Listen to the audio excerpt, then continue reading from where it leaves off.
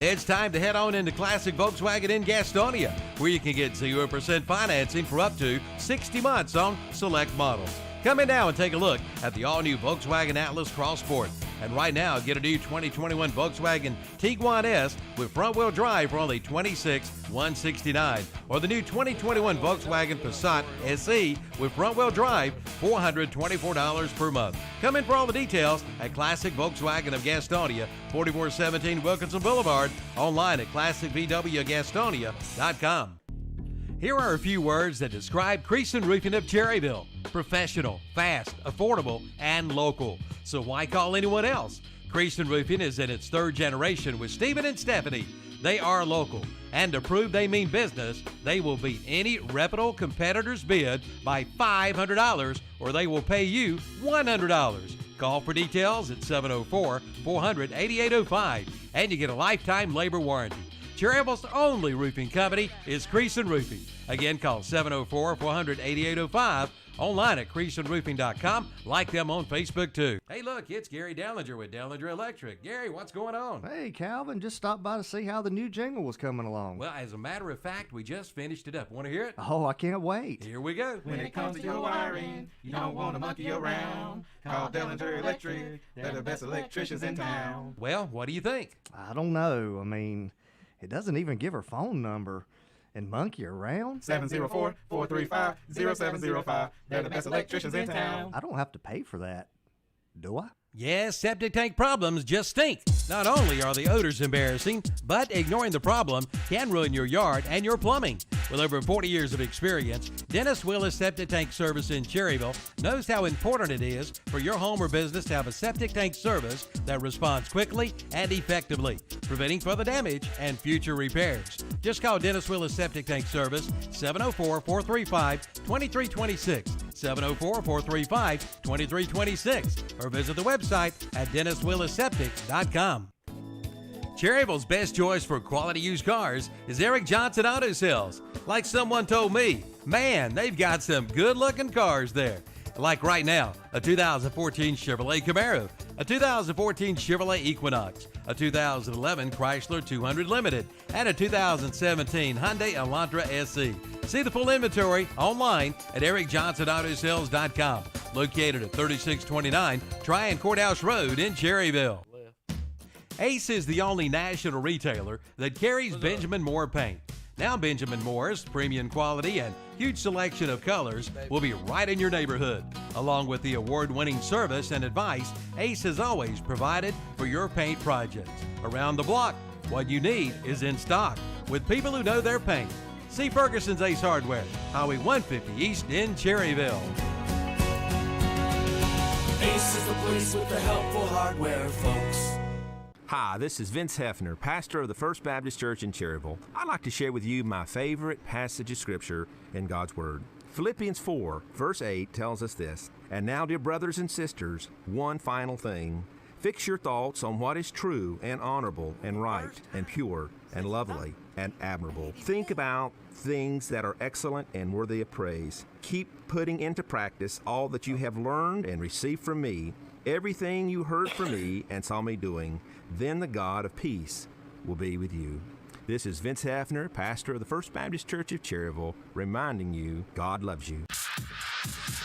Yes, I remember that thing. If you're ready to make the great escape, do it with the #1 brand on the water. Yamaha Wave Runners are the most premium personal watercraft on the market, with industry-first features and exciting new products like the all-new 2021 VX Series with audio packages, the must-anticipated Superjet, and the new race-ready GP Series. This is Wave Runner country. See one today at Full Throttle Powersports, located at 100 Indian Walk off I-85 in Laurel.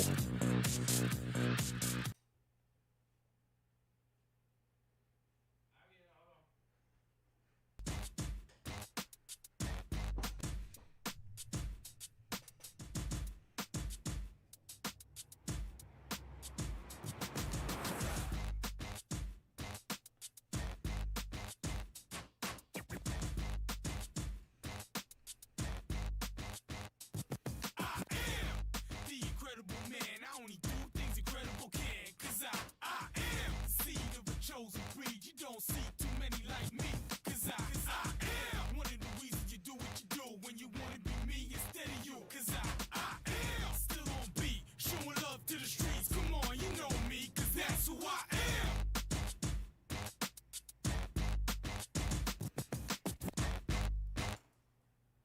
And good evening, and welcome to the Full Throttle Powersports Postgame Show with Kevin Hastings, Dennis Davis, Andre.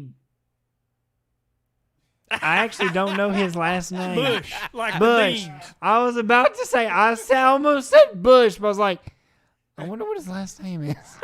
You were on the edge, JP. I Yeah. knew you were. I knew it was going to happen. you were so good and almost nailed the intro. And I knew then you I- couldn't do it without you. Yeah. You tried to fly too close to the sun. And I was like Icarus, and I just fell and crashed and burned. Chris got a little close there. I'm sorry, Andre.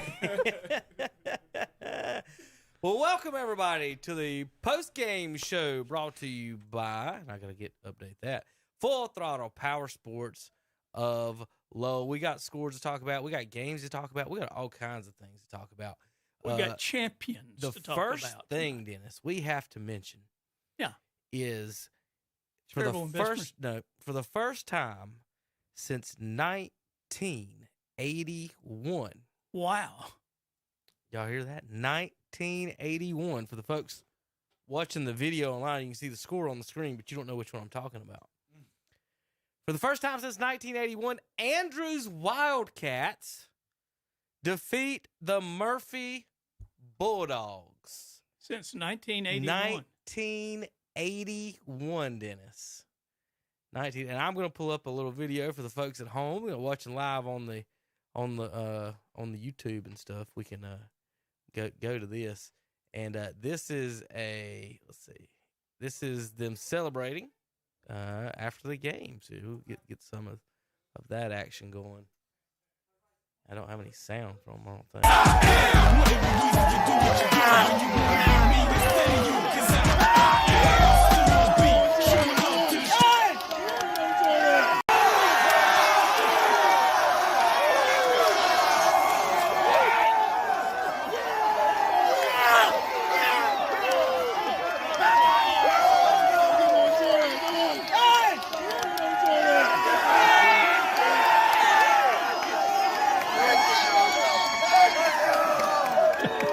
that may have been a part of that, yeah. So, you folks there up in Andrews, congratulations on your win tonight, 22-14.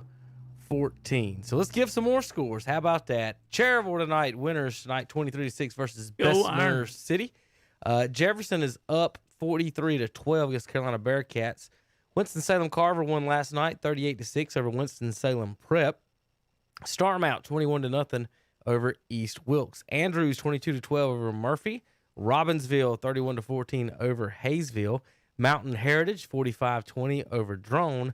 And Owen 48-21 over Madison. In the 2A scores, Shelby wins tonight 16-14 over Burns. West Lincoln 21-18 over Lincoln.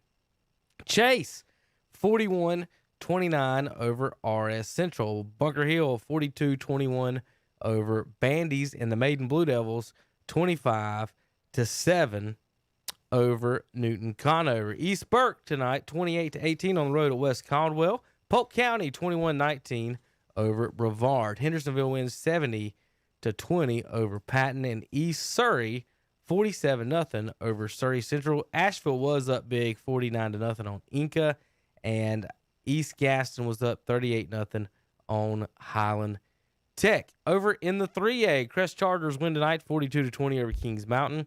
North Lincoln 37-14 over East Lincoln. It was a close game, and then late North Lincoln blew it open. Ashbrook 21-6 over Huss. North Iredell beats West Iredell 10-0. Statesville 34-13 over Hickory. St. Stephen's was up big on Ford 34-10. South Point wins tonight 49-14 over North Gaston. Forest View 28-18 at Kramer. High Brighton wins at South Caldwell 29-12, and Watauga wins 48-0 at home over Ashe County. AC Reynolds 60-0 over McDowell, and Franklin 21-7 over Roberson. I did have a score of Freedom 21-7 up on Alexander Central. Scores I do not have: North Buncombe and Irwin, North Surrey, North Wilkes, Elkin and South Stokes, Forbush and Wilkes Central, Avery County and Mitchell, Cherokee and Swain County, Mountain Airy and Allegheny, Bishop McGinnis at Christ the King, Lake Norman at Mountain Island, and Community School Davidson at Pine Lake Prep. We're going to work hard to get the rest of those as we go.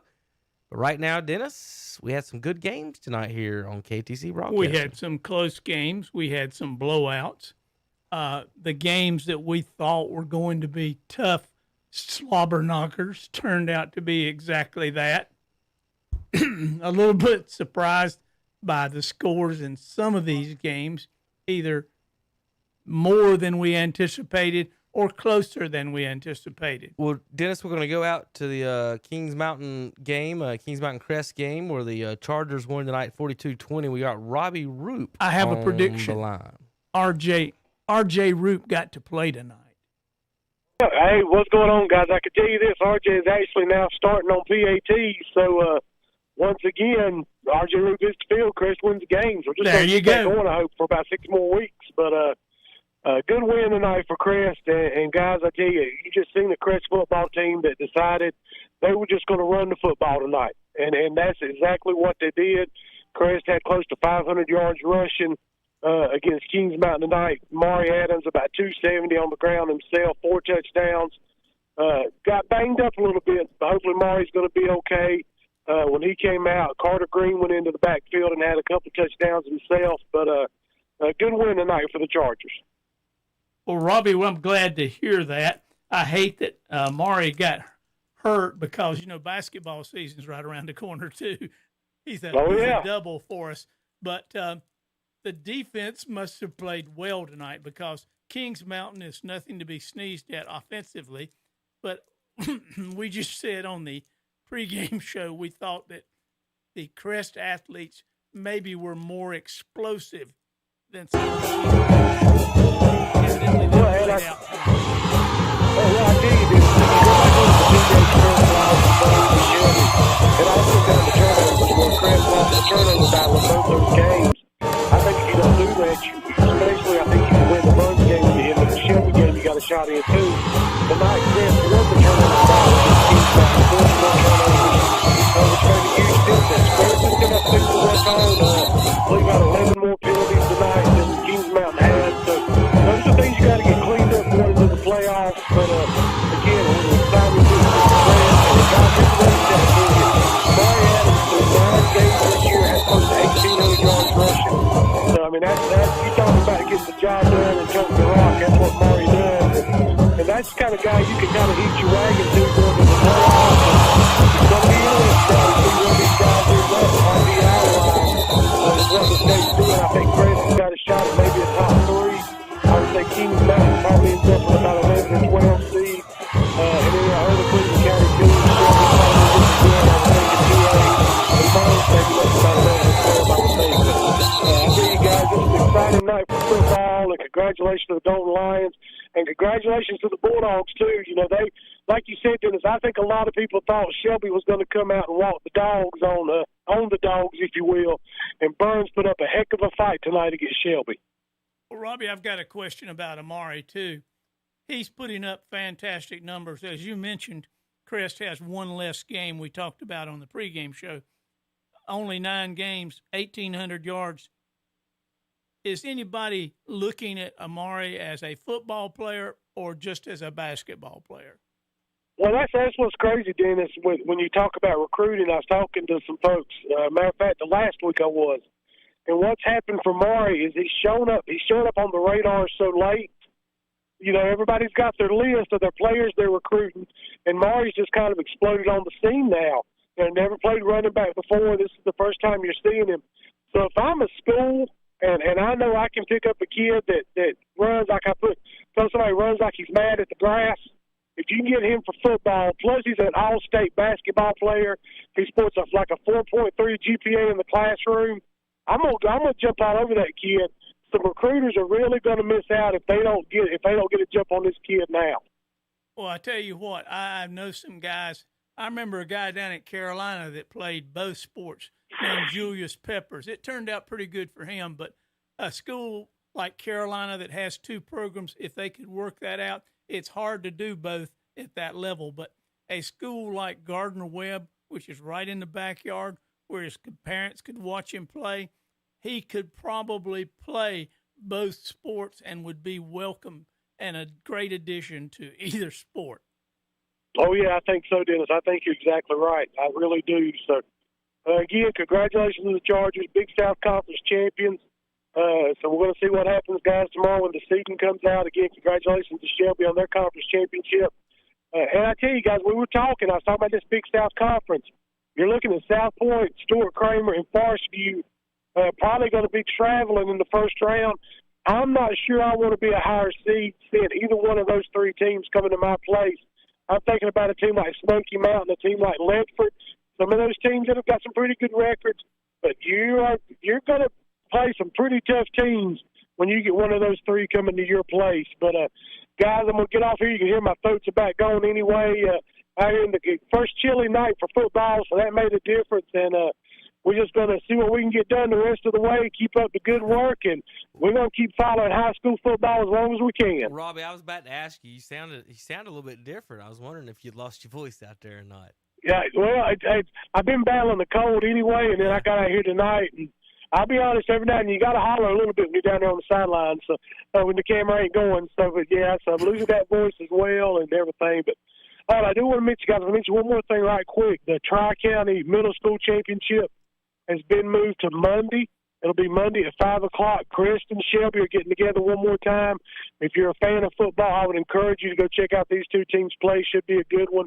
But, guys, I'm going to get off here. I know you got other folks going to call in. They've been in other games, and we'll talk to you next week. Thank you, Robbie. And there will be a next week.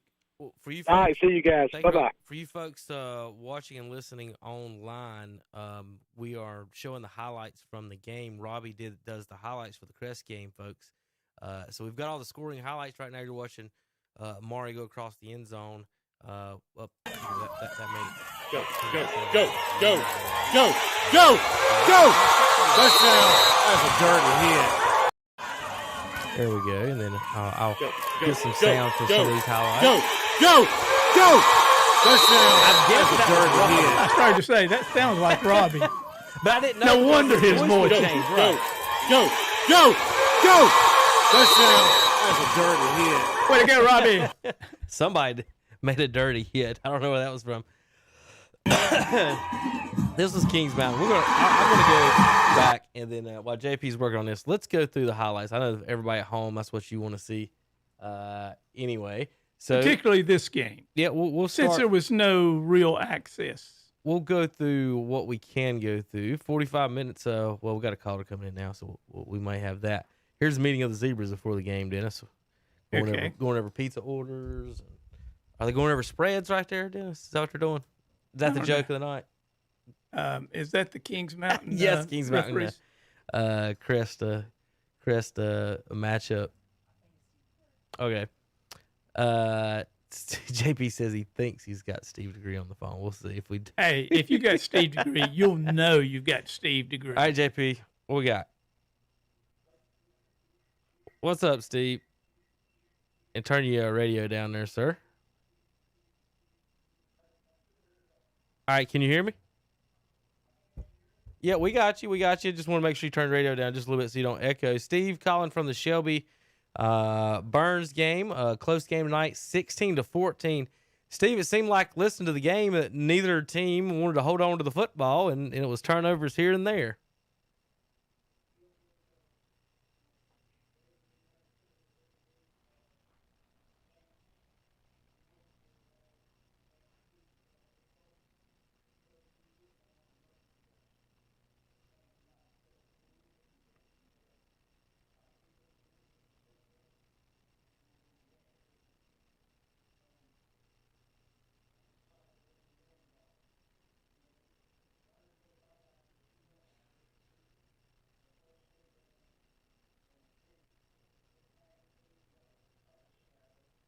I think we just showed that. Burns, of course, they blocked the extra point. And then we went up 9-0 on a Berkowitz field goal. And we turned the ball over, and Burns scored. And that's what a good team do. They capitalize on turnovers. And so we went in halftime 9-7.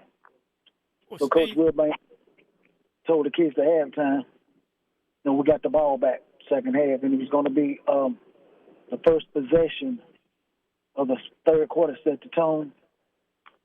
So we finally came out and we did control the ball, came down and scored, made it 16-7. We got down to maybe the 5, and we tried a field goal and got it blocked. And number 11 picked it up and ran it all the way down to maybe the 12, and Luke Williams ran it down, and they scored and made it 14-16.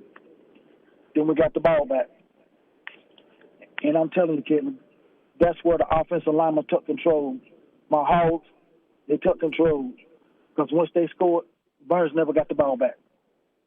Well, so Steve, all we had to do was control the clock, and Burns didn't have any time out left. And it got third and 4. So we had 2 downs to get 4 yards. And we called timeout. And I'm thinking, we got 2 downs to get 4 yards. And if we can't get it, we don't go to win. So then we put the big 95. We still have the 95 formation.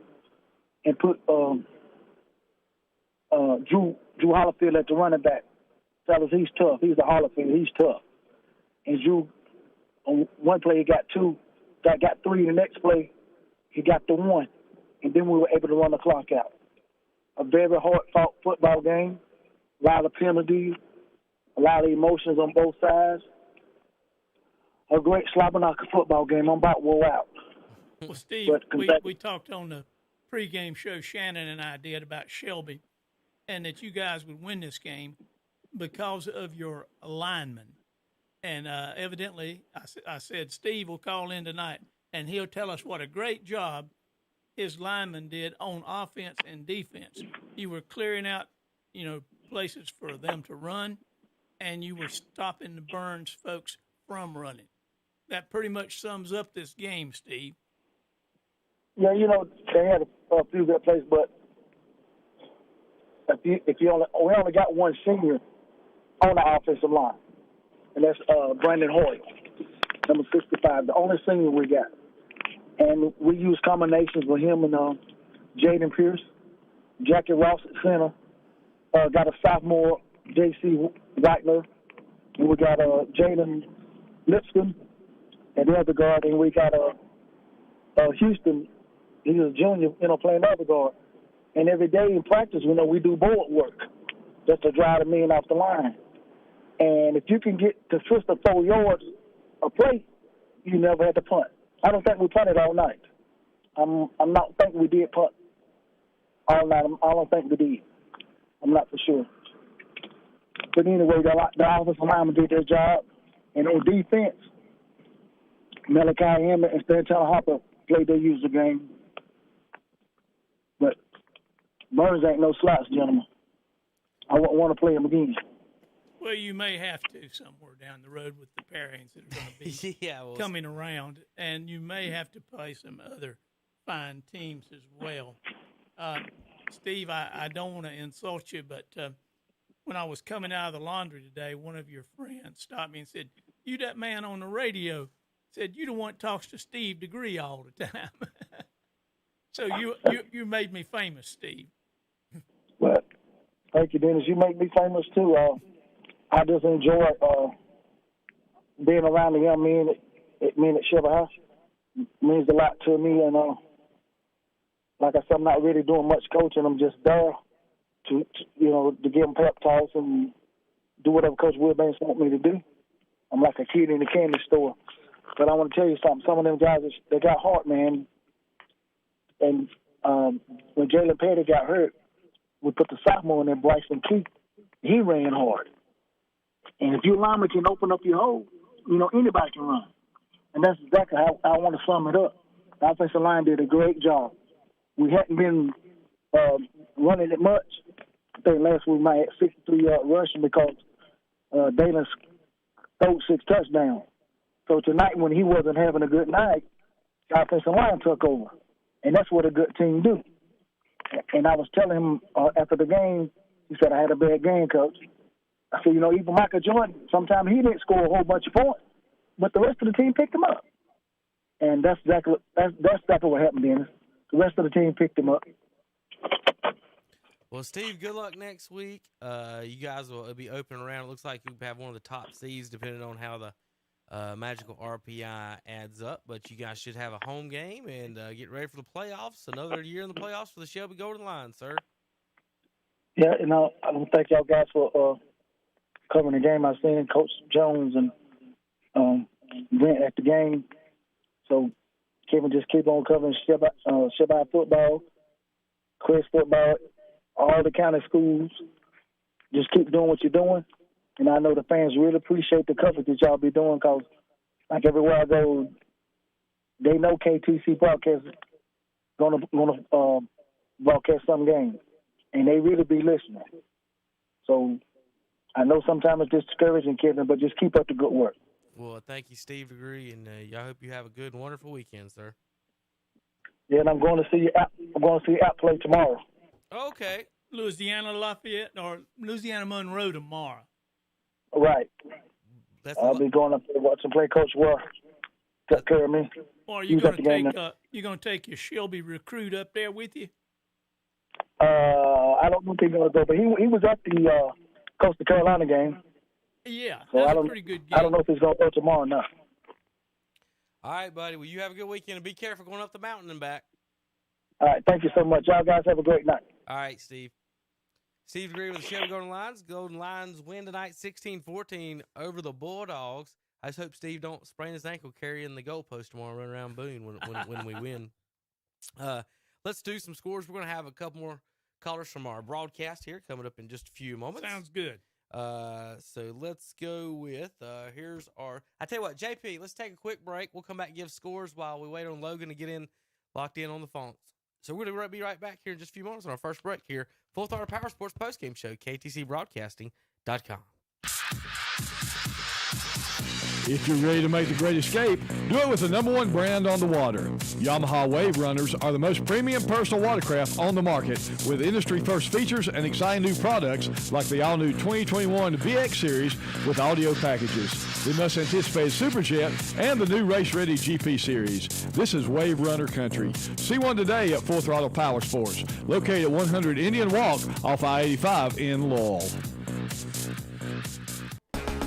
Your local train comfort specialist, Roland Black Heating and Cooling, has been serving Gaston County with quality-built train heating and air conditioning systems for over 45 years. Hurry and call today to check out the great deals on train systems offered by Roland Black Heating and Cooling.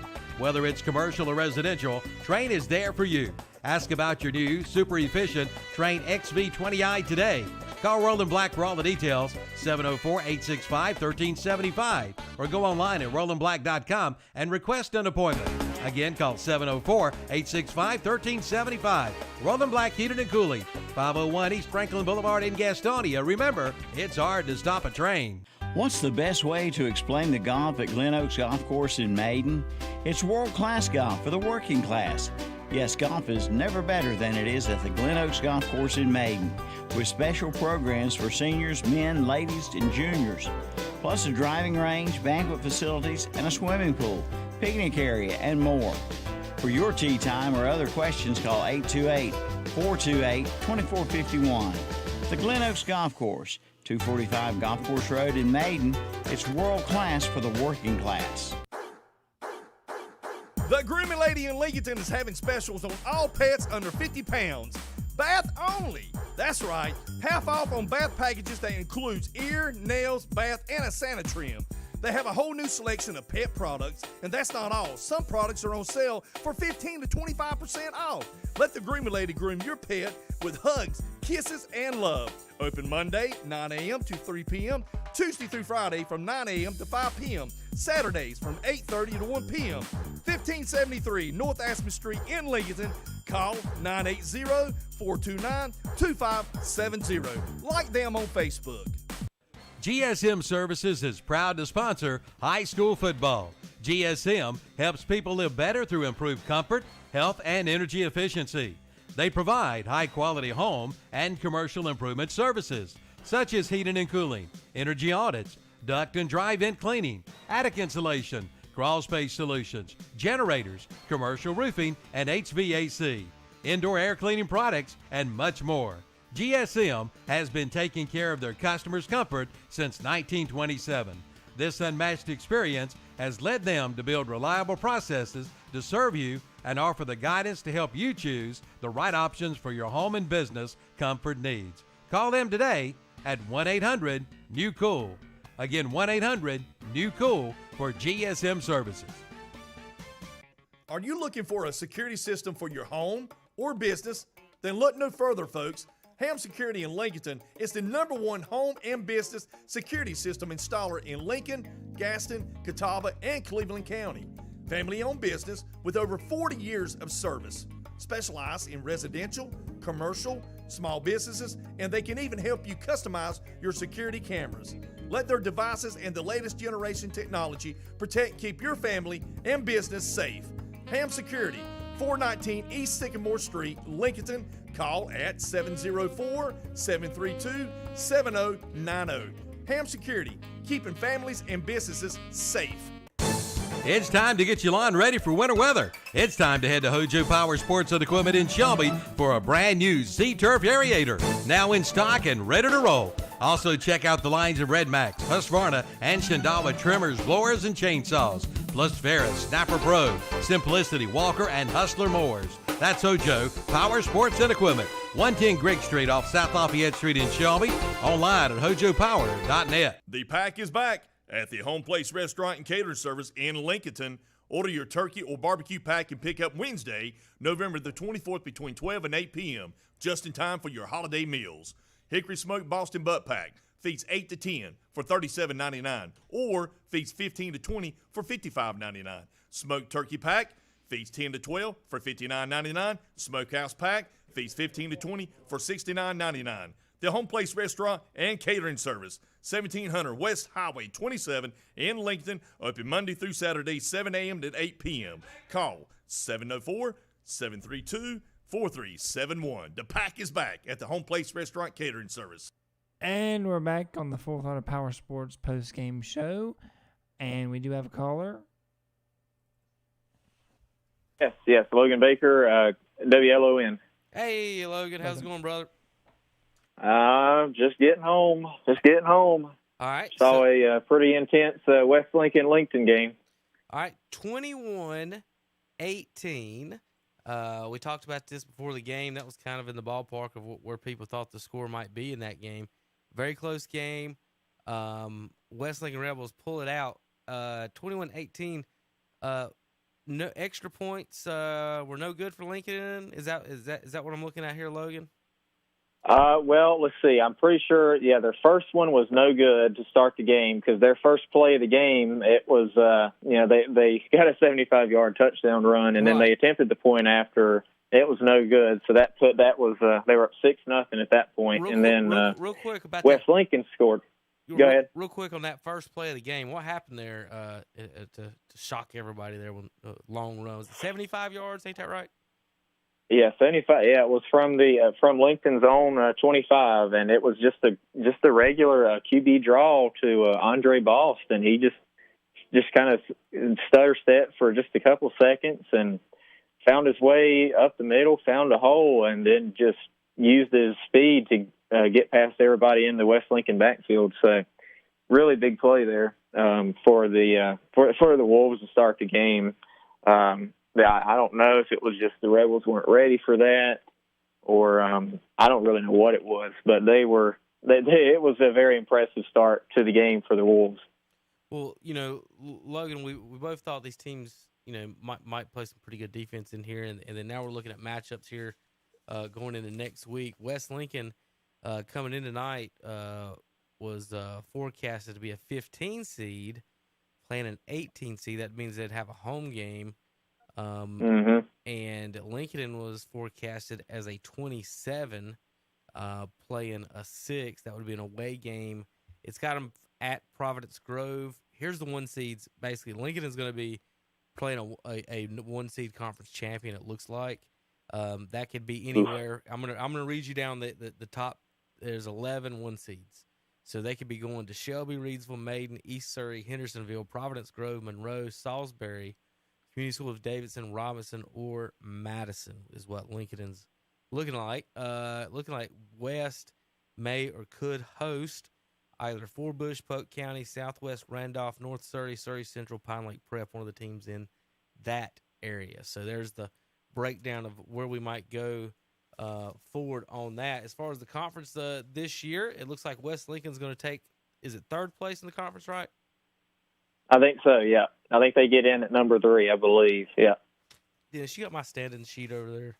I've misplaced my standing sheet. I want to make sure I went over that. And well, Shannon had one, too, and he had moved that one. But I could pull it up on There's another one over here. I've got it right here in front of me, Dennis, on the screen. We'll click on that. So coming in tonight, they were both 4-2. West Lincoln 7-2 overall. Lincoln 4-5. West improves to 8-2, and Lincoln 4-6. Now I know you wasn't at the game, but have you seen that North Lincoln score yet? Did you hear us announce that? I have not. No, last update you gave me was 17-14 North. So All what right. happened with that? If you were going to pick out what happened the rest of the game, remember 17-14. What would you have guessed? Logan's pick, knowing it's 17-14. Oh boy, I don't know. I'm going to say 28 to 17 East. No, it was 37-14 North. Oh wow, they really opened it up. It was 17-14 North in a back and forth ball game, and then all of a sudden, boom, the Knights put 20 unanswered points on the Mustang. And between those two teams, if I was going to tell you one of them put 20 unanswered on another one, wouldn't you have thought I was talking about the Mustangs and Mizell? Yeah, I would have thought it would have been East. Yeah, that's a shocker. That's pretty shocking there. I don't really know what to say. It just sounds like Knights came out and they were ready, and the Mustangs weren't. I mean, I guess that was after halftime, so it sounds like the second half it just was completely flipped North Lincoln's direction. Well, coming into tonight's game, they had North as the 2 seed and East as the wild card, and I guess whoever's projecting that knew what they were talking about. They picked, and they had North. So North coming in tonight was sitting at the 15 seed and East at an 18. What's ironic about that is if they stay in those 2 spots, Logan, they play each other next week. Well, that should be a pretty good one. I don't think they'll end up doing that. Because there'll be other changes. Right, there'll be other changes and wins. It could be. All right, so North is looking at maybe hosting Eastern Guilford, Central Davidson, East Lincoln, Oak Grove, Hickory, West Rowan, or Franklin. East Lincoln will be looking at going to Eastern Guilford, North Lincoln, South Point, Crest. Nope, not anymore. Crest gets the 1 seed. So East Lincoln could be going to North Lincoln, South Point, Kings Mountain, Smoky Mountain, Ledford, teams like that. So, Logan, how do you handicap the Lincoln County teams headed into the playoffs? Oof, I don't know. I mean, it's all of them have made it. So, I mean, I'd say if you're talking about West Lincoln and Lincolnton, they both love to run the ball. I mean, they're definitely run-first teams. So if you kind of stack the box and put them in must-pass situations, that's definitely about your best bet against those two. Saw that a good bit tonight. Both the West and Lincolnton, they both were trying everything they could to stop each other's run, and at certain points they were successful, and at certain points they weren't.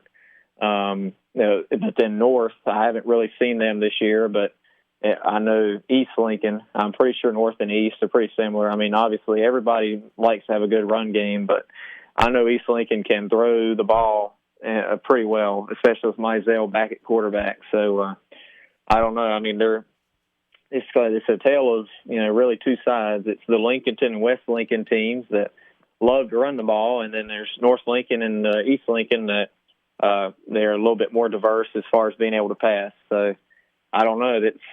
It's something though that all 4 teams have made it to the playoffs in some capacity. So. Well, we've got all 4 Lincoln, all 4 Cleveland into the playoffs, and then Gaston. Let me think. We've got 4. I know 3 Gaston. It might be almost everybody but North Gaston, Ashbrook, and Huss. So we may have 7 or 8 of the Gaston County teams in as well. All right, Logan, next week you'll probably be on the road somewhere. We talked about that a little bit earlier, so we'll check in tomorrow, and I guess I'll send you guys some messages, and I appreciate everything you do and you and Jason did out there at West Lincoln tonight. All right, well, thank you. Thank you. You have a good night. All right, have a good night and a good weekend. Logan Baker with WLON.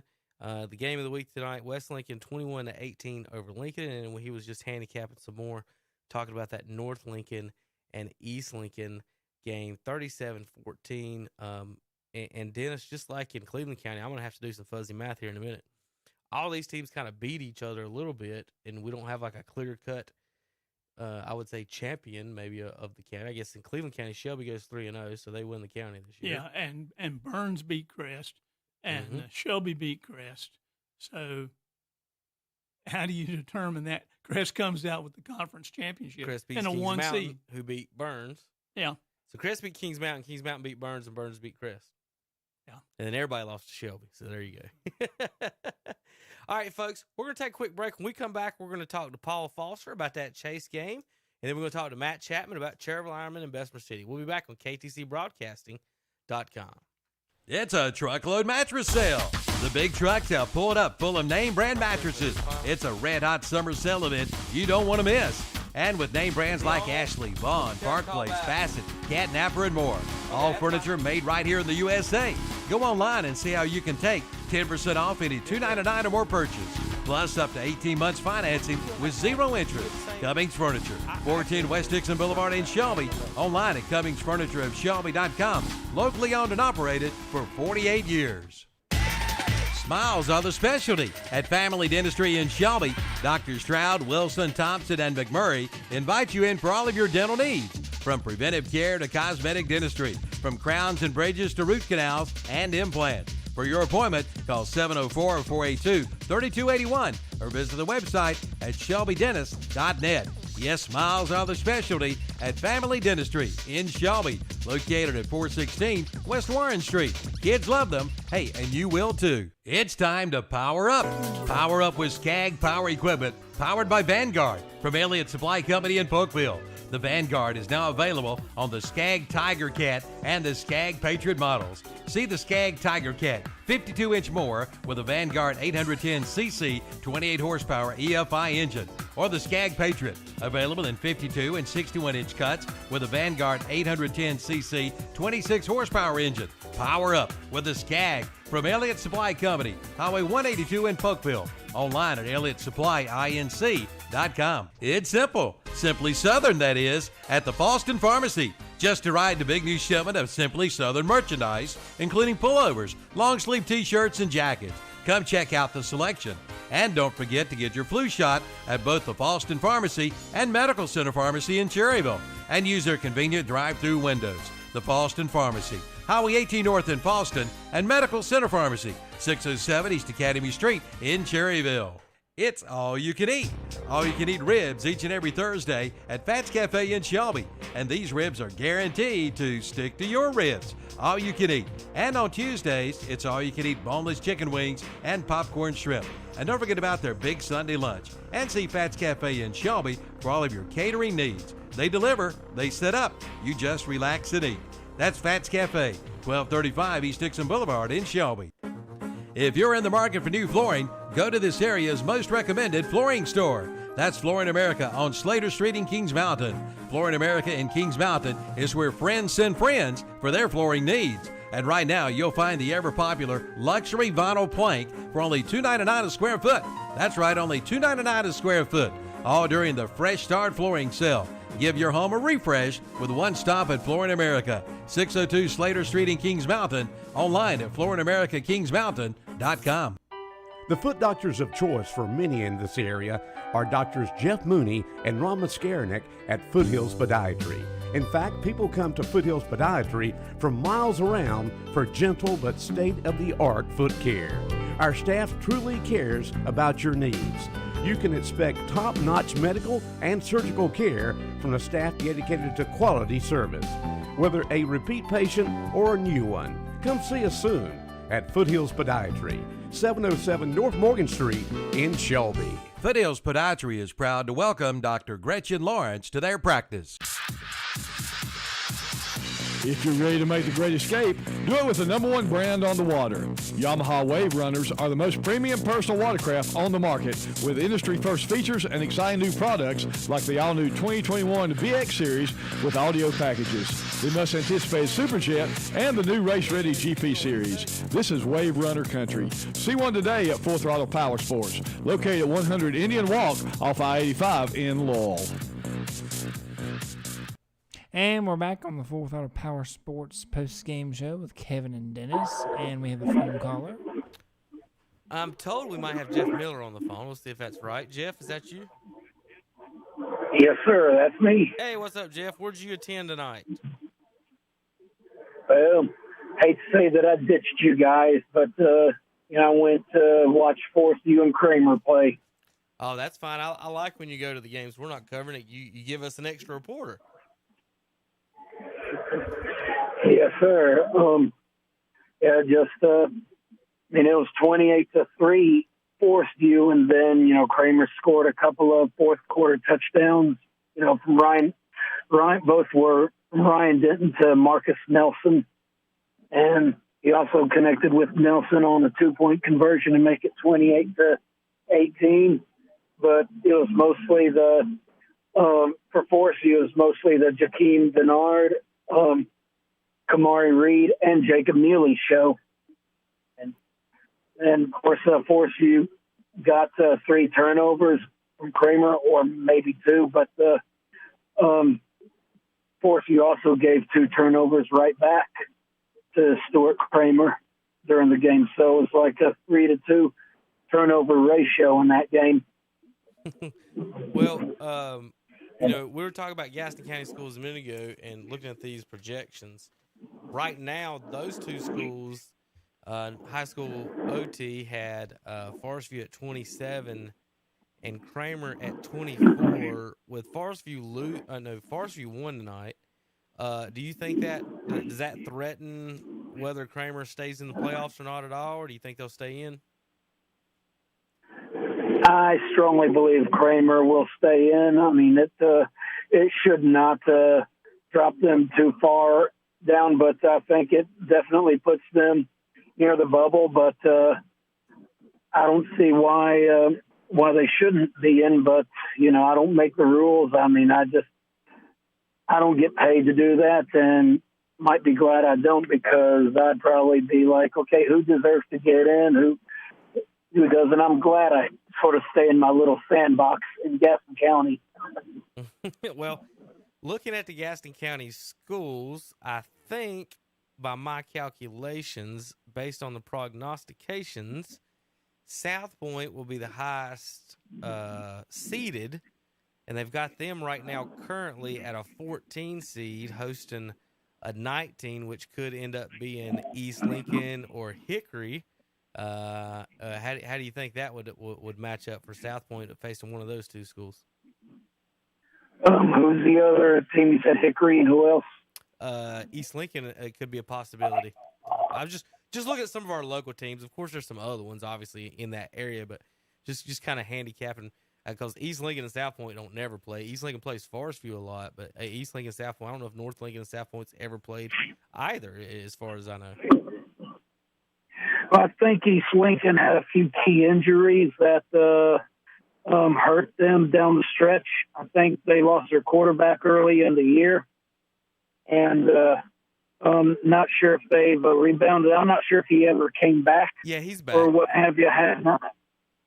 He is back. I know East Lincoln lost 37-14 to North Lincoln tonight, and Hickory's a lot better than they were last year. Well, Hickory lost to Statesville 34-13. So that's kind of what we're looking at. Kramer and Forest View are looking at trips on the road, obviously, probably to a 9 and 13 seed. That's somewhere between High Brighton, North Davison, Ledford, Smoky Mountain, and Kings Mountain for those teams.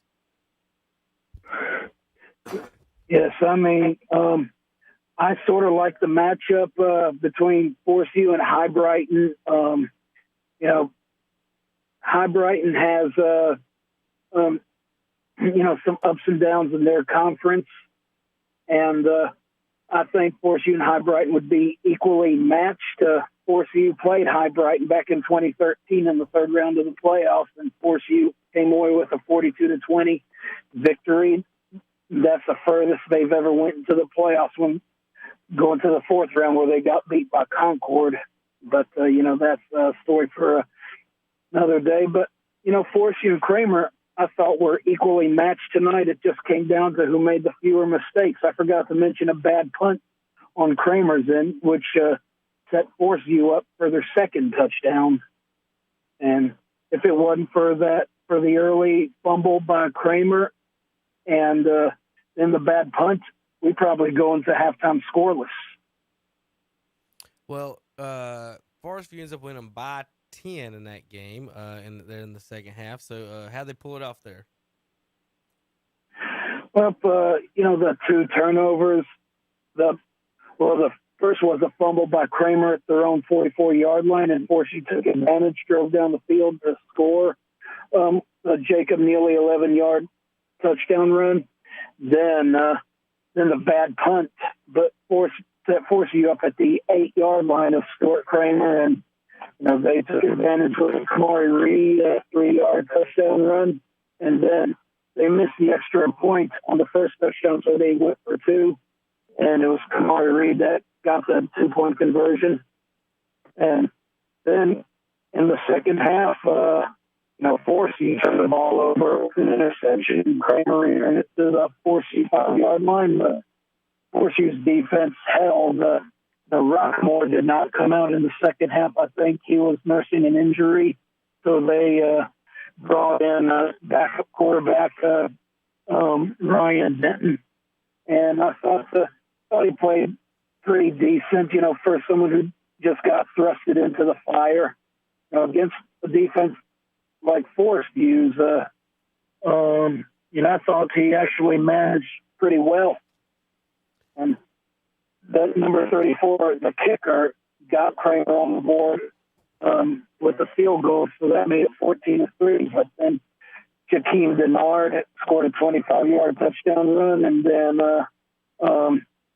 another touchdown run by Kamari Reed in the third quarter made it 28-3. And Jacob Neely had an interception in that game. So, Jacob Neely, he should have more colleges knocking on his door, I think. And so should Kramer quarterback Justin Rockmore. I've been impressed by that kid every time I've watched him.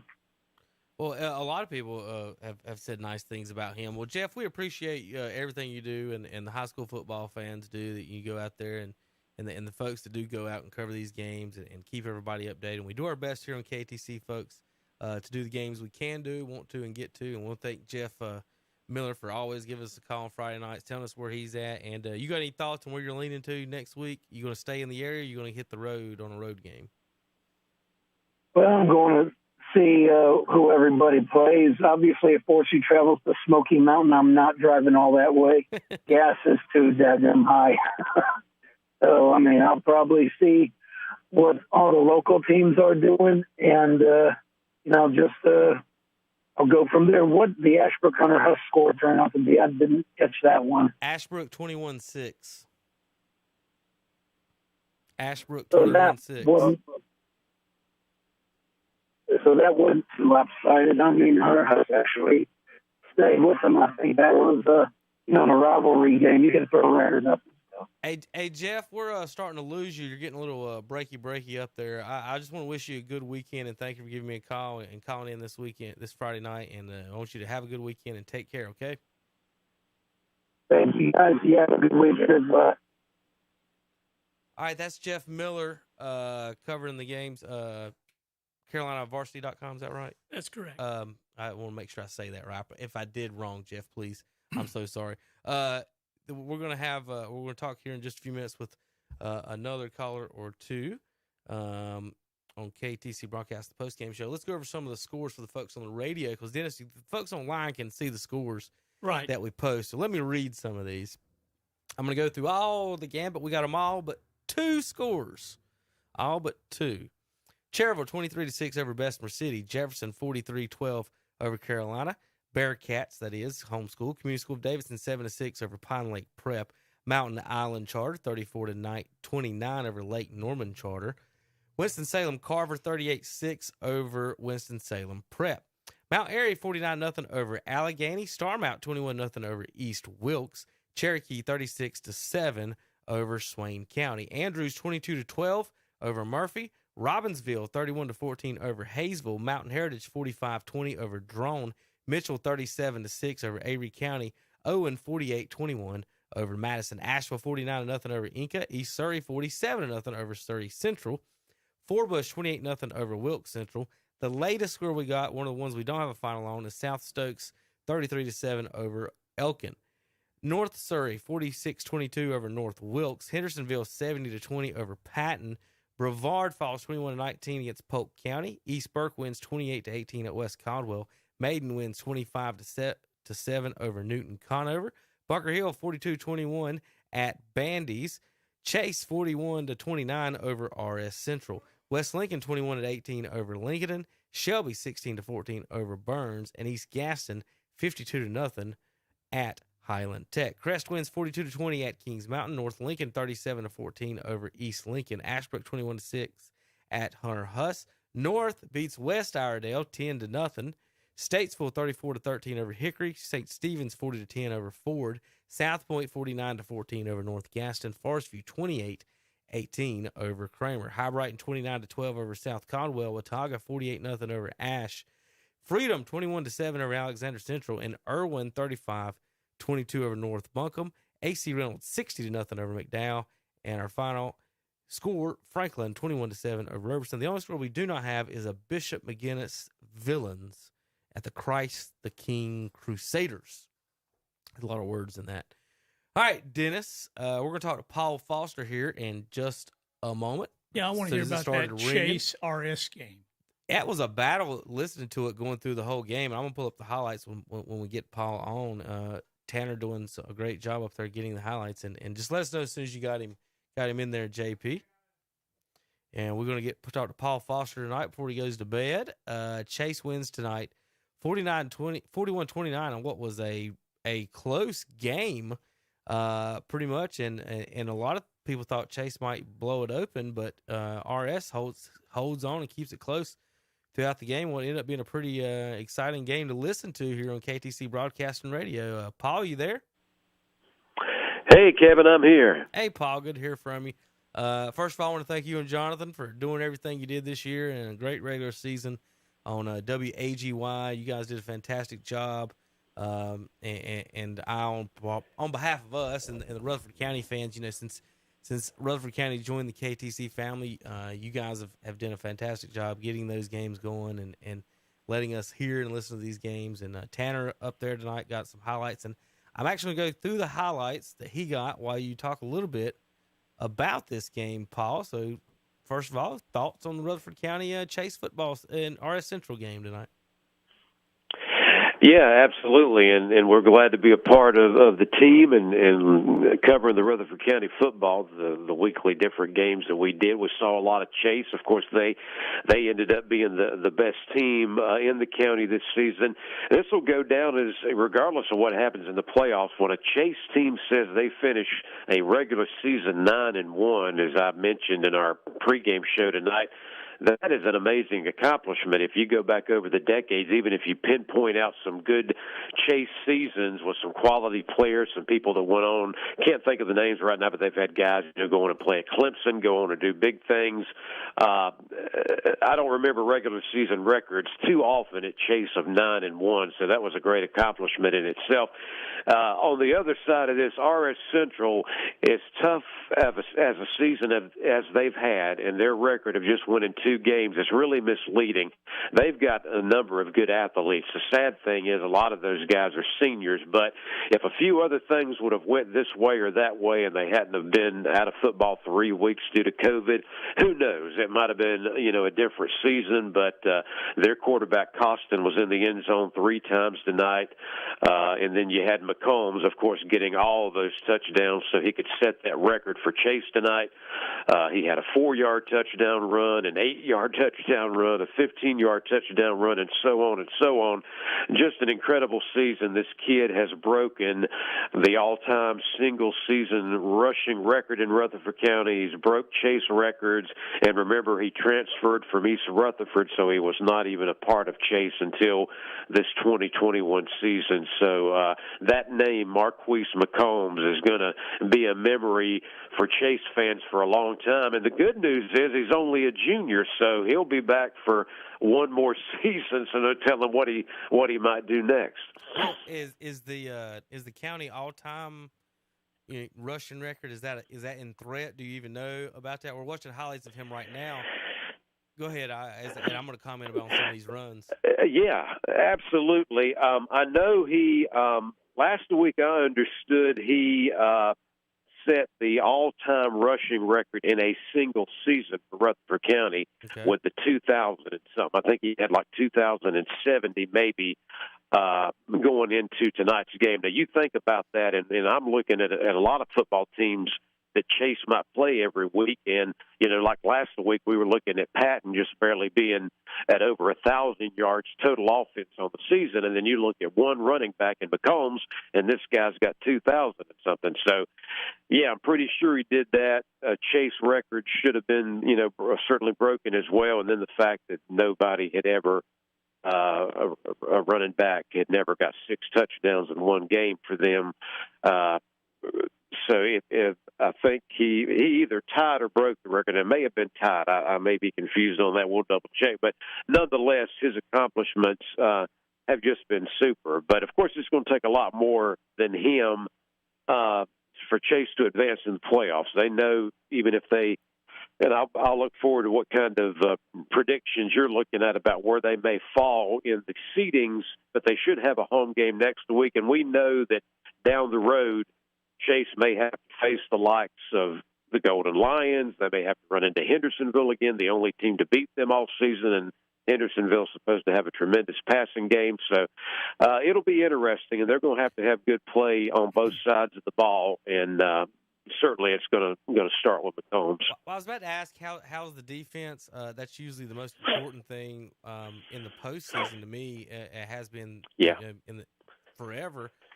You guys are sitting, and we'll talk about that in a second. Before tonight, I had you at a 14 seed. We'll say what that might mean. But as far as defensive-wise and going forward, if you got the way Chase runs the ball, that's going to be really the most important part. Can the defense hold up, especially like when you talk about teams like the Hendersonvilles and the Shelbys?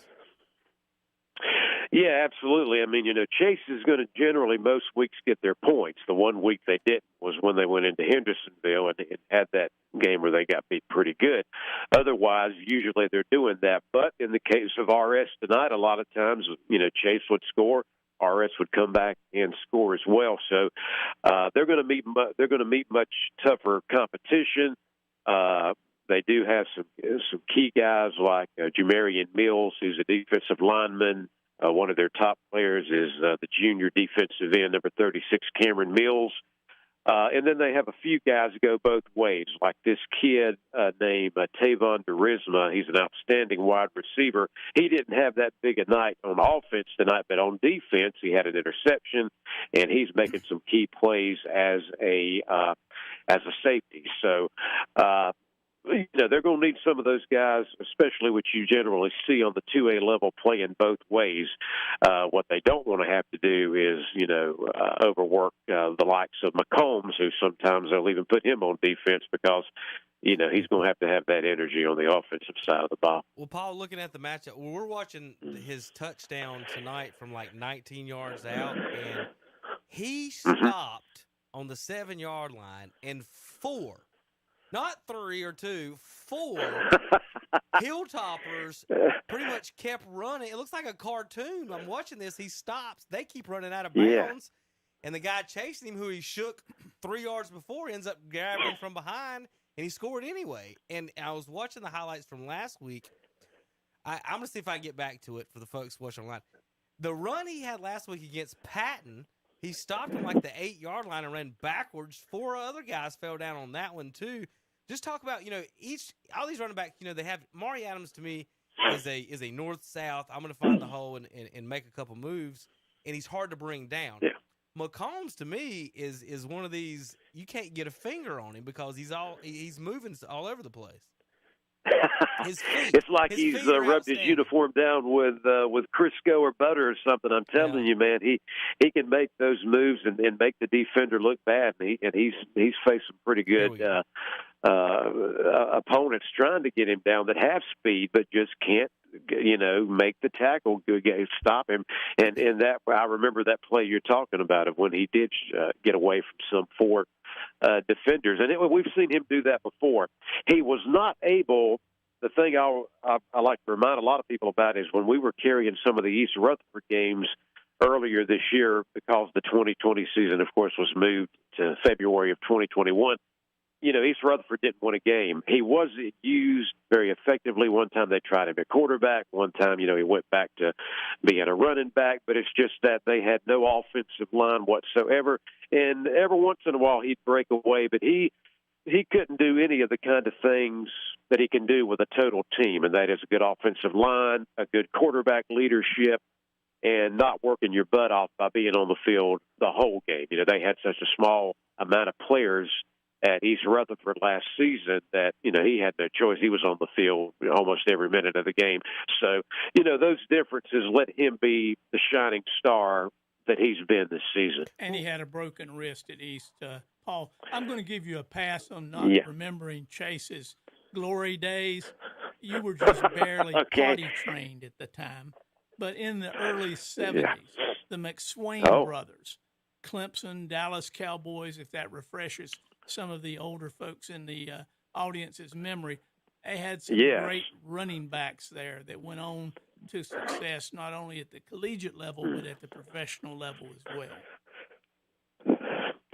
Yeah, and thank you, Dennis. I have heard those names before. I, of course, was a little guy back at that time, but that's good to go back to those memories because a lot of the folks that have enjoyed Chase football for all those years certainly would point back to those days. But this is an exciting time, Dennis. As you know, you're not far from that Rutherford County line. A lot of people are really excited because, hey, regardless of what happens from here, we hope Chase can win a few playoff games. But to go 9-1, almost unbeaten, is just a tremendous accomplishment. Well, looking at the projections for next week, Paul, they don't have RS Central on the projections at all. Obviously, East Rutherford don't have the team. Yeah. But they've got Thomas Jefferson at a 4 seed right now, obviously hosting 1, possibly 2 playoff games, maybe even 3, depending on how that works. Now, Chase, they got sitting anywhere. They've got them penciled in as a 14. That means they would be hosting a 19.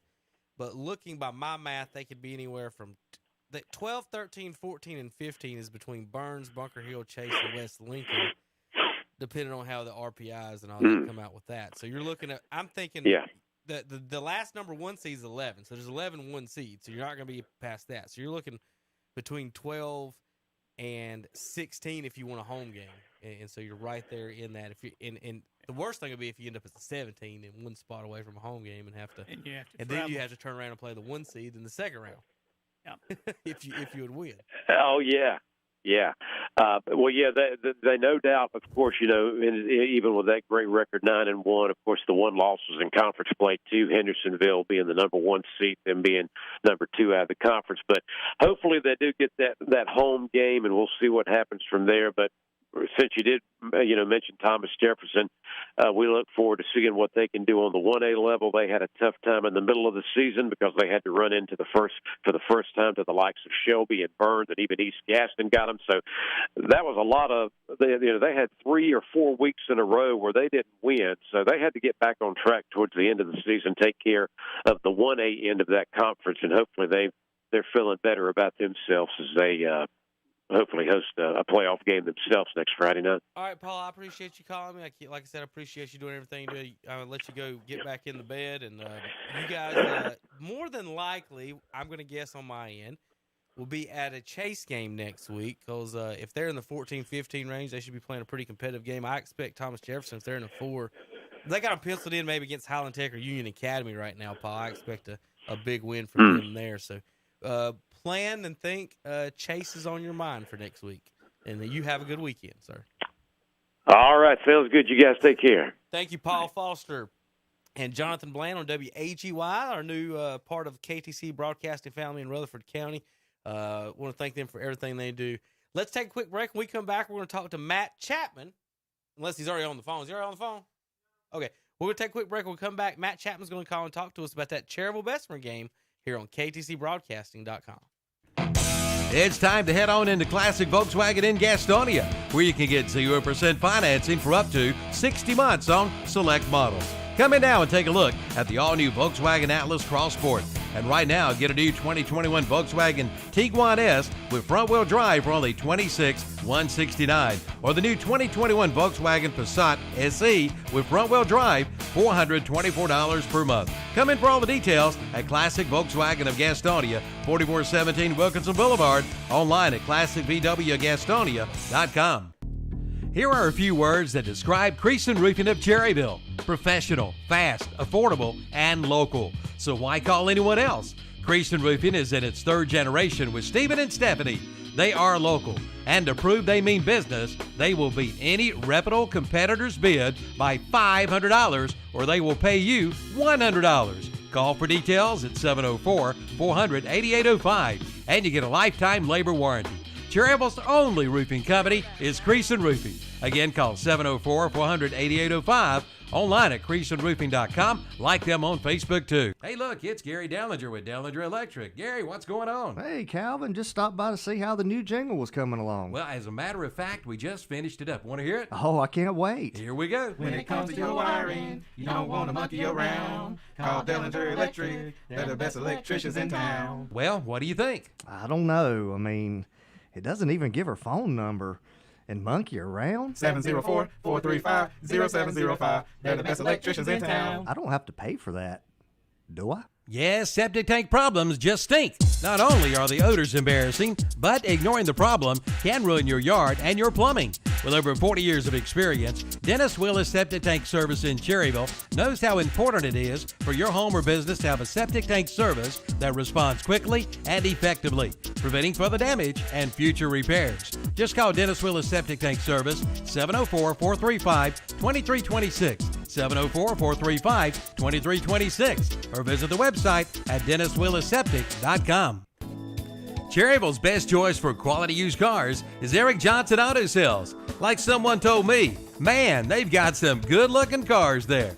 Like right now, a 2014 Chevrolet Camaro, a 2014 Chevrolet Equinox, a 2011 Chrysler 200 Limited, and a 2017 Hyundai Elantra SE. See the full inventory online at ericjohnsonautosales.com, located at 3629 Tryon Courthouse Road in Cherryville. Ace is the only national retailer that carries Benjamin Moore paint. Now Benjamin Moore's premium quality and huge selection of colors will be right in your neighborhood. Along with the award-winning service and advice Ace has always provided for your paint projects. Around the block, what you need is in stock with people who know their paint. See Ferguson's Ace Hardware, Highway 150 East in Cherryville. Ace is the place with the helpful hardware, folks. Hi, this is Vince Hefner, pastor of the First Baptist Church in Cherryville. I'd like to share with you my favorite passage of Scripture in God's Word. Philippians 4, verse 8 tells us this, "And now, dear brothers and sisters, one final thing. Fix your thoughts on what is true and honorable and right and pure and lovely and admirable. Think about things that are excellent and worthy of praise. Keep putting into practice all that you have learned and received from me, everything you heard from me and saw me doing. Then the God of peace will be with you." This is Vince Hefner, pastor of the First Baptist Church of Cherryville, reminding you God loves you. If you're ready to make the great escape, do it with the #1 brand on the water. Yamaha Wave Runners are the most premium personal watercraft on the market, with industry-first features and exciting new products like the all-new 2021 VX Series with audio packages, the must-anticipated Superjet, and the new race-ready GP Series. This is Wave Runner country. See one today at Full Throttle Powersports, located at 100 Indian Walk off I-85 in Lowell. And we're back on the postgame show with Dennis and Kevin, and we have a phone caller. And that's going to be Matt Chapman, I guess that's supposed to be part of your job, JP, is say, hey, who we got? Oh, okay, hey, Matt. All right, I'll get you on. We got a What's up, guys? How's it going? Hey, Matt, I don't want to keep you up too late. I know it's about bedtime for you, and but I want to thank you for getting down to Bessemer City tonight and taking care of that game for us with Tim out and about. You got to see the biggest little rivalry in North Carolina, the Battle of the Belt, and Cherryville keeps the belt in a 23-6 victory. We thought before the game, talking to Danny, talking to a couple of everybody's seen both these teams play. Honestly, everybody I talked to thought it was going to be like 30-40, maybe even an overtime game, far less scoring game. Bessemer only gets in the end zone once tonight. So tell us a little bit about the big game over here in Bessemer City tonight, Matt. Yeah, that's what you were telling me. I was wondering where the points are at. I mean, everybody expected some points in this game. No, but it was a really competitive first half. The teams looked really evenly matched. They came in identical records overall and in the conference. Cherryville took the opening kickoff. Matt, it was 34-34-2 overall in the history of these two teams.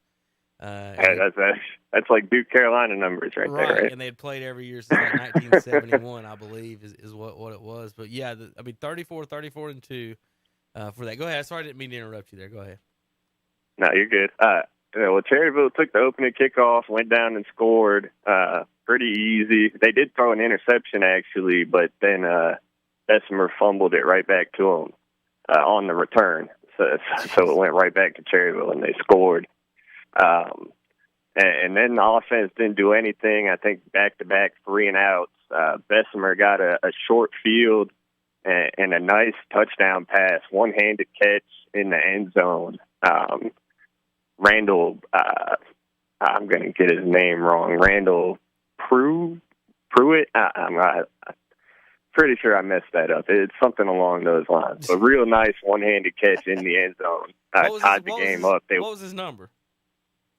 Number 12. Okay, go ahead. I know it's Randall. It's the last name. I think I'm messing up. I got Randall Pettis, Pettus. Yeah, there it is. But one-handed in the end zone, tied it up. They went for 2 and didn't get it, so it's 6-6. Cherryville missed the extra point. And then Bessemer looked like they were going down to take the lead late in the first half, and they fumbled it, and that was kind of the story of the game for them. A couple fumbles, had a pick, turned it over a few times. And then Cherryville, they looked like they were going to score right at the end, went for it on 4th down, didn't get it, incomplete in the end zone, or intercepted in the end zone, actually. And so 6-6 at halftime, and then Cherryville just dominated second half. Bessemer didn't even get a first down until their last drive of the game. I think they fumbled on their first possession, and then 3 straight 3-and-outs after that. Or two 3-and-outs and an interception because they got down 23-6 and had to start throwing it. Yeah. And they threw it on the first play, and it got picked. Landon Hahn intercepted it for Cherryville, and that was pretty much the game. Before the game, Matt, I was talking to Dennis and Shannon here, and that was my key to the game for Bessemer was you can't fumble because they fumble all the time. And it's all the time they fumble, and they run that option and they pitch it, and then when you get behind, like you said, you go to pass. Well, now everybody knows we're passing, and you got one route, one person in a route. It's tough to do that way. How many times did the ball actually hit the ground tonight for Bessemer? I mean, that was the exact thing I said. They're going to fumble, and they can't fumble a lot if they want to win this game. Yeah, even the defense fumbled. Like I said, they got the interception and fumbled it back to them. Wow. I'd say they've put it on the ground as far as fumbles probably at least 5 times. I think lost 3 of them. Yeah, I mean, and then it's all the time. They had a couple drops too, so I mean that's a kind of the same thing. Yeah, I'll never get it, and they've been doing it for a couple of years. This is a 24-yard touchdown pass in the corner. That looked like a nice little catch over there Yeah, that's one-handed. For Cherryville. Oh, Cherryville okay. I thought you were talking about the Bessemer No, one. we had him a second ago. This is the Cherryville catch in the other corner to go up 23-6 late in the game. Yeah, Spangler made a nice catch on that one. Chase Miller was the story for Cherryville. He was over 100 yards rushing, over 100 yards passing. He had a touchdown pass and a touchdown run. He did it all for the offense for Cherryville. And my final question is how did my wife's little cousin nephew do? Number 20, Mason Grindstaff, silver medalist. Oh yeah, he played well. 17 and under. He's a beast on that defense. Well, last week, Matt, after the game, he got in the car and drove to Myrtle Beach and woke up and had an MMA fight at 8 a.m. Oh wow! So he's a under. I think Danny was telling me he's going to the Marines, right? Yeah, he's an under 18-year-old MMA fighter. He'll be entering the Marines as well. So a good, tough little kid, and that's why I wanted to know. Yeah, it makes sense why he dominates on the football field. Then. I was wondering. That's what I was going to ask how he did on defense tonight. Yeah, I think we actually gave out co-defensive player of the game awards, and he was one of them that got it. Yeah, he was in the backfield most of the night. And Bessemer's got some big boys back there. Their quarterback's like 6'5", 230 or something like that. He's a monster. I keep telling people he's bigger than most of the lines for the other teams. Yeah, it's crazy. But no, Grindstaff, I think it was him at the end of the game. Bessemer's last play, they sacked him. Grindstaff, I believe it was, sacked him, and he actually picked him up, like belly to back, almost suplex, picked him up and put him on the ground. He's probably not ever had that. So, yeah, he's probably not had that done to him too much. You saying that? No, I wouldn't imagine. So, and Bessemer's got a freshman on the defensive line. This kid is like 6'3", 365 or something like that. Oh goodness. Yeah, that's what he's listed on Max Preps at least, and he looks it. And he's a freshman. It's crazy. I've never seen anything like that. Somebody's got to be recruiting him already, right? I don't know. I could ask about that, but I think Danny Akers said that he was 6'3", 165 according to the stat sheet, but he said ain't no way. No, the roster that they gave us is what it said. Oh, so it's about 200 pounds off. Okay, yeah, it's about 200 pounds off. All right, well, Matt, thanks for covering the game, and you did a good job. It looks like we was talking to Logan earlier. I don't know if you were listening and caught any of that. All four teams in Lincoln County are in the playoffs. Home games, it looks like North and West may get a home game. East and Lincoln may be on the road. So you may have a road game next week with East Lincoln on the road somewhere. Possibly could be at Kings Mountain or High Brighton or something like that. Or South Point. They could be even at South Point. You could have North Lincoln and South Point seeing who could run who could call the most fullback dives tonight, Dennis? Be a quick one. Be some sore kneecaps next week over there. All right, Matt, you have a good weekend and get some sleep, buddy. Appreciate you guys. All right, have a good night. That's Matt Chapman subbing in for Tim Johnson tonight against for the Cherryville Ironman game against the Bessemer City, and we've did that. So Dennis, it's time for highlights. We've talked to all of our broadcasters, so folks, watch it online. I'm just going to scroll way back to the start of the night. And we're going to go through all the highlights, and we'll turn some volume up. And, Dennis, if you'll hit the computer button for me, and I'll hit a button. And then one here, and then we should be able to do this. All right, let's start the highlights of the night, Dennis. We'll start. And I got to tell my guys to get more band shots. I don't think I got a band shot tonight of anybody. We'll start in Bessemer City. This is... I wonder if that's still good. Hold on. Yeah, okay, that's working. I want to make sure everybody online can still hear the touchdowns and the fans. That was a 1-yard touchdown for the Ironman. That made it 6-0 over Bessemer City. This is Kings Mountain going up 7-0 over Crest with a pass to the left side. Like I said, that was that tight end drag we saw earlier in the night. We'll let most of these replays play twice and folks can kind of get a good look at them. This is the record-breaking run, folks. Jalen Petty of Shelby sets a school record 98-yard touchdown run. And Dennis, when you win by 2 and you set a school record on a run, that you call that this is the game-winning run right here. I know it wasn't. This is the first points of the game, but you don't expect. Remember what happened? How did Shelby get the ball right here? They stopped Burns inside at the 2-yard line on 4th and 2. Well, what I wanted you to look at, Kevin, was the gap between him and the guys chasing him. Yeah, once he got to the 25, you can see the guys stop chasing him, and Petty was just gone. He walks in from about the 15. So Jalen Petty. And he got hurt later on. Did he? With a long run against the Bulldogs. All right, this is a 26-yard pass for Bessemer. This is what Matt was talking about. This is the one-handed catch. We don't have a good shot of it because it was in the opposite end zone. But we do have the Bessemer crowd celebrating pretty good there. So we'll get a little bit of that. This is Kahari Haynes with an interception. You remember, Dalen Lee ain't thrown a pick all year. Dennis, he threw 3 tonight against this Bulldogs defense. Pressure, he tried to hit the dunk man, and boom, Haynes was actually sitting between 2 receivers on that for the pick. Here's Adams. This made it 14-7. Nice little run for him. Go! Touchdown. That's a dirty hit. And I haven't seen Maury in person run the ball. I've seen him take it to the hole in basketball. The way he takes contact in basketball, I'm guessing just watching that little play. I see defenders like bouncing off of him trying to wrap him up. This is a Jack Berkowitz field goal. This made it 9-0 Shelby over Burns. Then Kings Mountain tied the game 14-14 with a pass into the corner on their side of the field.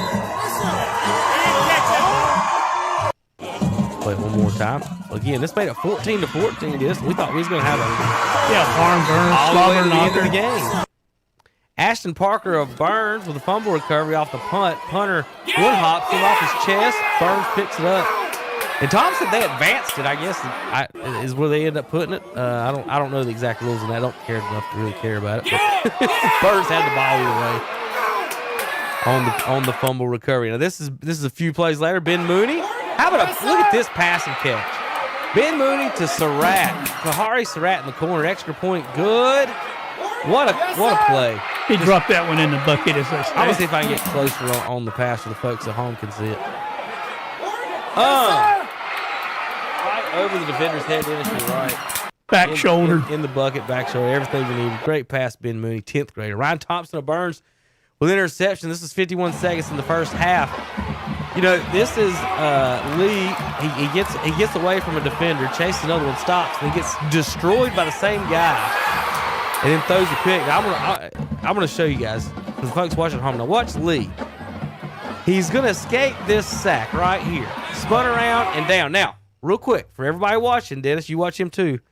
The guy that missed the sack right now gets up, chases Lee, and makes the big hit. Well, you know what they say, if at first you don't succeed, go sack him a second time. Right. Like, he had him dead to rights. This defender could have just laid it on the ground and been like, dang it, I got beat.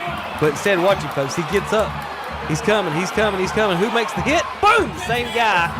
And then Burns interception. So I don't know who that was. I can't see the numbers with our video because of the jersey numbers being yellow and white. But, folks, what a fantastic play by the defender. Almost got the sack, got up, hustle play, and ends up making a big hit on Lee. Boom. All right. This is Crest leaving the field at halftime. 14-14 at Kings Mountain.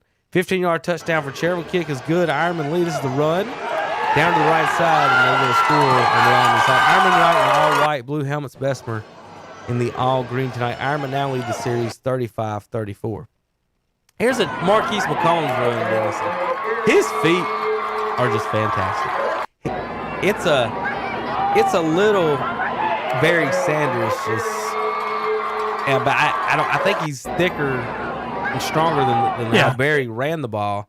It's a stop, squat, and go. It's almost like it's a slower, stronger, for you Burns Bulldog fans, Keywan Pryor. He's bigger, slower, stronger, but if you're one notch slower than Keywan Pryor, Dennis, you're faster than 90% of Americans, I would say. Handoff, Maury Adams made the score 21-14. This is McCollum. This is just the ridiculous run. He's running right. Stops. 4 Hilltoppers run by him. And the guy chases him, gets drug into the end zone for a touchdown. McCombs, all-time leading rusher in Rutherford County history in a single season. I think touchdowns as well. Cherryville, the 27-yard field goal. Don't got his name. It's made it 16-6. Ironman with a field goal over the Yellow Jackets. Chase goes up 21-14 on a little punch in. Didn't get much of a highlight there. Now this is Chase going up 21-17. I know you folks watching. What's this ball? It's a complete knuckleball. Look at that, Dennis. It don't even move. It rotated once, twice back around the other side. You ever seen that much? That's what you call a punt. It's a complete knuckleball. Good field goal from the 19-yard line. So 29-yard knuckleball, and it barely got over the crossbars, but it was good. Chase going up 28-17. This is Chase for a touchdown from they're on the 1-yard line, so this is McCollins punching in for one. Instead, he had 4 touchdowns tonight. This is Sam Baldy of Shelby with a 6-yard touchdown reception from Dalen Lee. So Sam Baldy on the score. A little quick pass out of the backfield. Mari Adams goes up 28-14.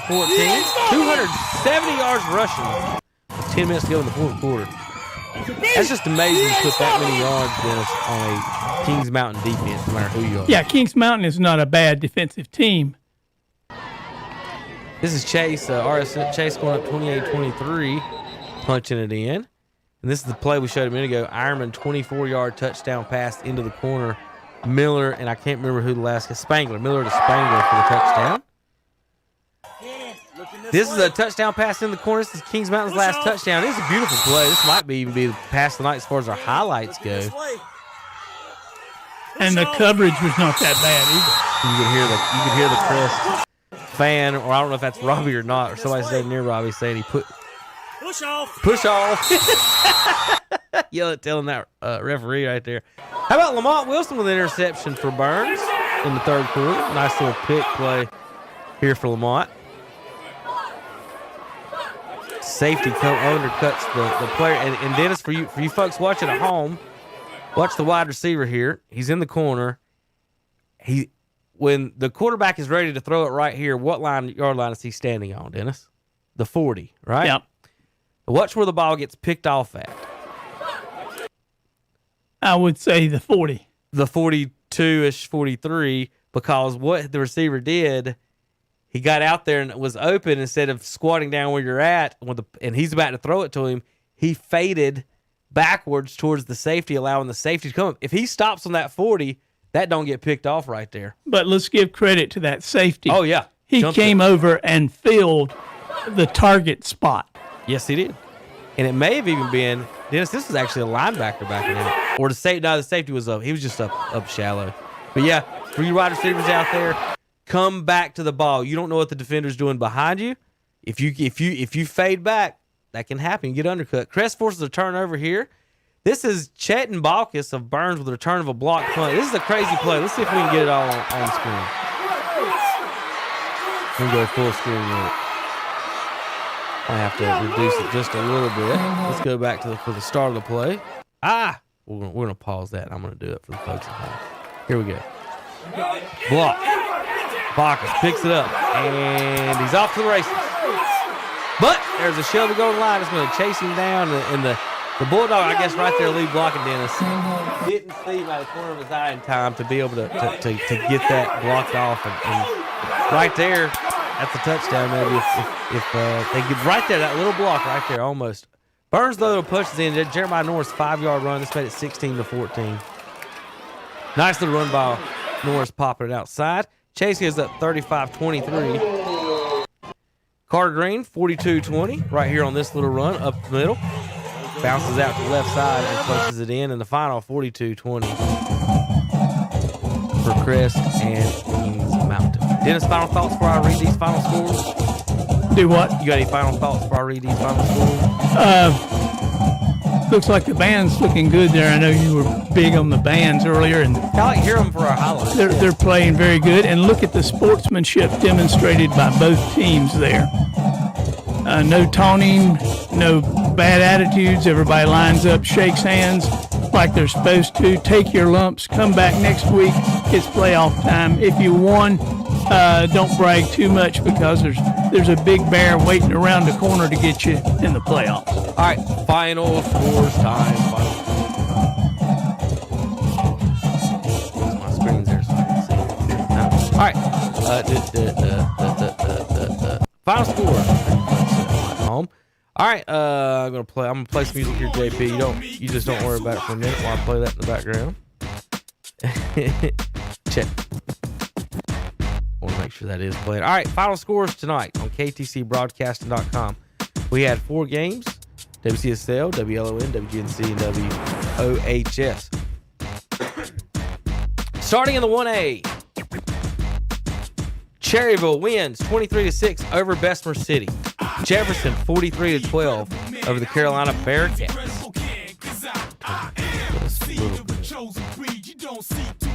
You'll slide the computer slider down just a little bit more. There we go. That's perfect. All right, now I'm ready. Thomas Jefferson 43-12 over the Carolina Bearcats. Community School of Davidson 7-6 over Pine Lake Prep. Mountain Island 34-29 over Lake Norman Charter. Carver 38-6 over Winston-Salem Prep. Mount Airy 49-0 over Allegheny. Starmount 21-0 over East Wilkes. Cherokee 36-7 over Swain. Andrews, for the first time since 1981, beats the Murphy Bulldogs. Yay! Robbinsville 31-14 over Hayesville. Mountain Heritage 45-20 over Drone. Mitchell 37-6 over Avery County. Owen 48-21 over Madison. East Gaston 52-0 over Highland Tech. Burns falls 16-14 at Shelby. Pull this back up for a second. Let's see. Burns Shelby. West Lincoln 21-18 over Lincoln. And Chase 41-29 over RS Central. Bunker Hill 42-21 over Bandy's. Maiden 25-7 over Newton Conover. East Burke 28-18 over at West Caldwell. Polk County 21-19 over, 21-19. Sorry about that. Over Brevard. 70-20. Hendersonville beats Patton. North Surrey 46-22 over North Wilkes. South Stokes last was winning 33-7 over Elkin. Fort Bush 28-0 over Wilkes Central. East Surrey 47-0 over Surrey Central. Asheville 49-0 over Inca. In the 3As, Franklin 21-7 over Roberson. Reynolds 60-0 over McDowell. 35-22 Irwin over North Buncombe. Freedom 21-7 over Alexander Central. Watauga 48-0 over Ashe County. High Brighton 29-12 over South Caldwell. Forest View 28-18 over Kramer. South Point 49-14 over North Gaston. St. Stephen's 40-10 over Ford. Statesville 34-13 over Hickory. North Iredale over West Iredale 10-0. Ashbrook 21-6 over Huss. North Lincoln 37-14 over East Lincoln. And Crest Chargers win tonight 42-20 over Kings Mountain. Well, we'll have to do the power poll in the morning, Dennis. Number 1 is still Statesville 2, Maine 3, Kings Mountain 4, Bunker Hill 5, North Lincoln 6, Hendersonville 7, Chase, Shelby 8, 9, Crest, and East Lincoln. This is some celebration time. How about from Andrew? First time since 81. First time again since 1981. I remember when Grandpa beat them. Andrews Wildcats defeats the Murphy Bulldogs 22-12. All right, JP, you ready to play us the commercial? We'll see you next week on KTCBroadcasting.com. Playoffs? Did you say